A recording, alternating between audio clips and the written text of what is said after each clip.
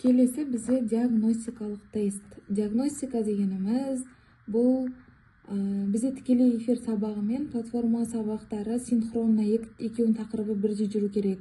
Кейде бізде тікелей эфир тақырыбына видео сабақтар болмайды. Сол кезде немесе тарауды бекіту сабағында бізде диагностикалық тест қойылады. Бұл жерде әр менторда 2 пән болған соң пәнін таңдайды, сосын одан бар потоктарды таңдайды. Негізі бір поток таңдасыңдар болады. Қалағандарынша поток таңдайсыңдар, сосын уақыт аралығын бекіту керек. Мен диагностика қай күнім болғанын білмеймін, поэтому таңдайын төстіп. Фильтр жасайсыңдар, сонда диагностикалық тесттің ответін шығарып береді. Мынау бізде керемет жатақ процесс. Мен көп 3 потокты бірге басып тұрмын, поэтому осылай шығарып беріп тұр бұл.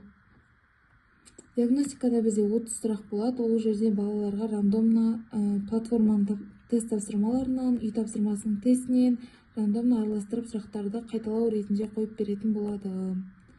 Мына жақтан экспорт жасасаңдар, кірмеген тапсырмаған балаларға қайтадан рассылка жіберсеңдер болады. Диагностиканың нәтижесі салынғаннан кейін 2 күнде есептеледі.